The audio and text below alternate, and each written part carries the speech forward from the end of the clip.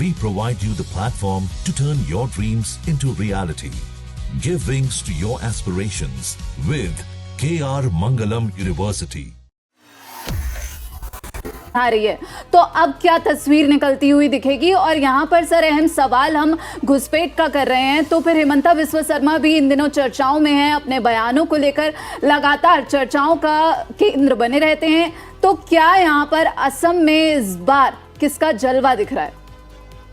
देखिए, असम में तो हिमंता बिस्वा शर्मा का ही जलवा है, उसमें कोई दो राय नहीं है। और मुझे लगता है कि पिछले बार जो बीजेपी को सीटें आई थी लगभग 60 के आसपास आई थी, बीजेपी अकेले भी 75-80 तक पहुंच सकती है और 90 के आसपास अगर पहुंच जाए, मतलब एनडीए जो उनके साथ जो असम गण परिषद है उस सबको जोड़ते हुए, तो आश्चर्य नहीं होगा।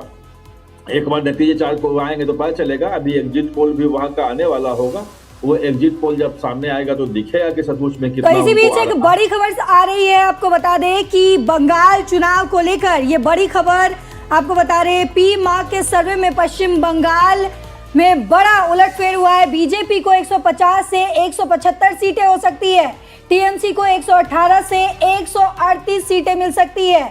तो ये बड़ी खबर आपको बता रहे हैं, जहां पी मार्क के सर्वे में पश्चिम बंगाल में बड़ा उलटफेर हो सकता है। टीएमसी को 118 से 138 सीटें मिल सकती है, तो वहीं बीजेपी को 150 से 175 सीटें मिल सकती है। तो ये बड़ी जानकारी आपको दे रहे हैं, जहां अब लगातार पोल्स ऑफ पोल में हम आपको बता रहे हैं कि क्या कुछ आंकड़े सामने आ रहे हैं। अभी तक हम आपको एक्सपर्ट से लगातार समझा रहे थे, हमारे एक्सपर्ट आपको लगातार बता रहे थे कि आखिर क्या कुछ ग्राउंड जीरो पर किस तरीके से बदलाव जो है वो हो सकता है, या फिर ग्राउंड जीरो पर क्या कुछ माहौल बना हुआ था अभी तक। लेकिन अब जिस तरीके से संख्या सामने आने लगी है, अब उस संख्या के हिसाब से हम आपको लगातार बताएंगे कि किसको जो है कितनी बहुमत है, या कौन कितना आगे या पीछे है, वो भी हम आपको बताएंगे। लेकिन आपसे सर एक असम को लेकर, क्योंकि हमारी चर्चा अभी चल रही थी, तो उस बीच आपसे मैं असम को लेकर आपसे सवाल पूछना चाहूँगी कि हिमंता बिस्वा शर्मा जो है अपने बेबाक अंदाज के लिए जाने जाते हैं,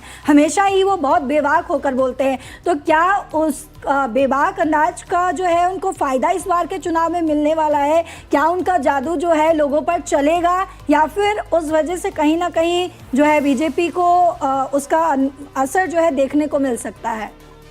देखिए, दो चीज को थोड़ा सा समझना पड़ेगा। उनका जो बेबाक अंदाज है वो क्यों है, वो अगर आप समझेंगे तो फायदा भी समझ जाएंगे जी। दरअसल है क्या कि असम में मतलब 35-40% कहते हैं कि मुस्लिम पॉपुलेशन है, वो एक जगह सिमटा हुआ। जो हिंदू पॉपुलेशन जो है वो जो 60-65% अगर कह लें वो, तो वो बटा हुआ हिस्सों में जी। कुछ कार्बी ओलांग कहते हैं कि हम कार्बी हैं, उनका अलग आंदोलन चल रहा था अलगाववाद का। बोडो लैंड के लिए बोडो आंदोलन चल रहा था, आपने देखा ही है कि बोडो कैसे चल रहा था। एक हिस्सा जो है चाय बागान के मजदूरों का है, वो भी अच्छा खासा है, जो उड़ीसा, झारखंड, बिहार और उत्तर प्रदेश जाके बसे थे काम करने के लिए, मजदूरी करे थे। तो वो एक अलग हिंदू, वो भी हिंदू है, वो अलग था। और अहोम जिसको श्री असमिया, वो अलग है। और एक वहाँ पे मुसलमान जो है, वो मूल मुसलमान वहाँ के जो है असमिया मुसलमान जिसे कहते हैं, वो भी है जी। अब इन्होंने क्या किया, हिमंता बिस्वा शर्मा की अगर भाषा देखें तो इन्होंने सिर्फ मियां मुसलमान को टारगेट जी, सिर्फ मियां मुसलमान, यानी कि जो बांग्लादेश से आए हैं उनको टारगेट किया, क्योंकि वो लुंगी पहनते हैं तो लुंगी की बात करते हैं। वो एक देखा कि लुंगी पहने हुए जो मुसलमान थे, उसका बीजेपी ने एक वीडियो जारी किया था बना के, जिसमें हिमंता बिस्वा शर्मा जो है गोली मार रहे हैं। बाद में उसको डिलीट करना पड़ गया और सुप्रीम कोर्ट तक मुद्दा उठा था, काफी पूरे देश में उसको लेके मचा था कि भाई ऐसा कैसे कर सकते हैं। तो वो क्या कर रहे हैं कि पूरा हिंदू वोट जो है, जो कार्बी ओलांग, आदिवासी, चाय बागान मजदूर, बोडो, मूल असमिया, ये सब में जो बटा हुआ है, ये एकजुट हो जाए जी। तो मुझे लगा कि ये करने में वो काफी हद तक सफल रहे हैं।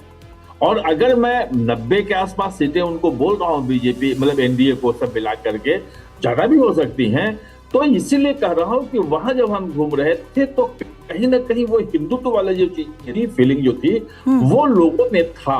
और 10 लोगों से अगर आप बात करो तो सारे के सारे उसमें से 9 कम से कम 8-9 तो बोलते थे कि इस बार बीजेपी आ रही है, हेमंत दादा इस बार जीत रहे हैं जी हाँ, एक आध बोलता था कि कांटे की टक्कर है, मतलब कांग्रेस जीत रही है, ये कोई कहता ही नहीं था वहां पे। जी तो आप अंदाजा लगा सकते हैं कि क्या रिजल्ट वहां पे आएगा।